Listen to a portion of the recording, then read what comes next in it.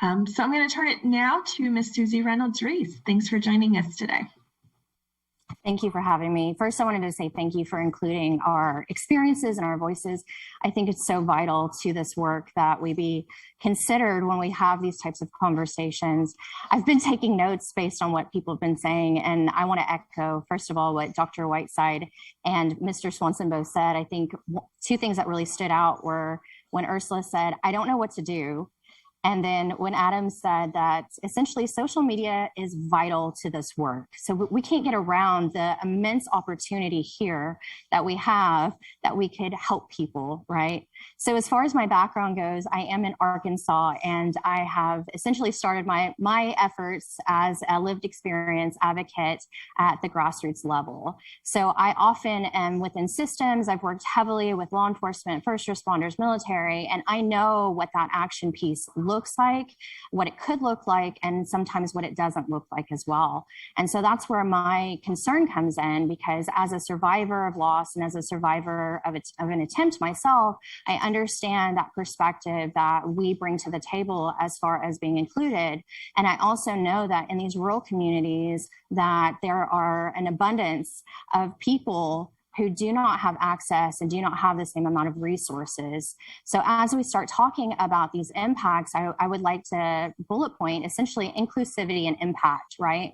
Because if we want to have an inclusive and really impactful effort, we need to consider the variety of voices that are across that spectrum of experience, just like Ursula said earlier, right? And my voice sounds and looks very different than both the other experienced voices here that are at the table. I mean, look at where we are geographically speaking, right?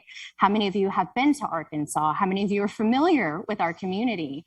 And as we start building these networks of interaction, of intervention, are what we're building, are these efforts truly going to be impactful in each of these regions in the ways that we need them to be? Are they customized? Are they tailored for those people who live in these spaces? So I think intention is a wonderful thing, right? We all have good intention, but what is the action that follows behind that intention? We need to ensure that the efforts are going to vary across populations and demographics. Like many of you have said already, when we're talking about those who are marginalized, if we send out law enforcement to do welfare checks or to try and do some type of intervention, are these individuals trained in that? Are they skilled? Do they have crisis intervention training? Do they have basic knowledge of mental health and how to de-escalate situations?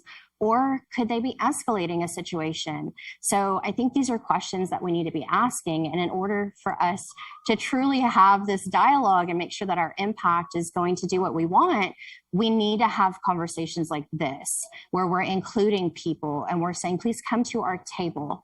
Tell us what you see on the ground and how we can improve this effort so there's not a gap between that intention and that action.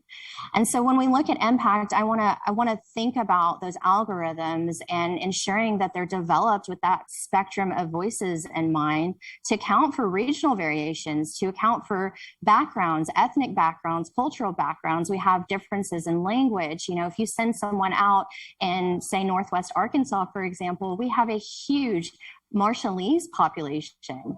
Can those individuals that are doing interventions speak the language that those people speak, right? These are small things that make huge impacts at that level when we're talking about the individual, right? So I think we need to really deepen our understanding of what lived experience is and what it needs to be when we're having these types of conversations. Greg earlier said, what job are we doing? And I want to add to that and say, and for whom? Who is the job for? Because it can't be the same response for every person. It has to be a person-centered response, like Adam said. This is so vital to this work because I don't need the same response that Adam needs. And if you send that same response out across the board, are we truly helping or are we harming individuals? I think that this is really where my concern lies. I think, again, social media is such a vital part of so many people's lives that we can't overlook the impact that is there and what could be done there. But I also don't want to rush into creating intention without really looking at what that action is going to be. So a couple of things that really came to mind, and Ursula said transparency.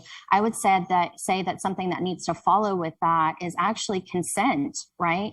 Individuals want to ensure that the data that is being collected is data that they want shared. They want to ensure that they understand what that purpose is and what the use is.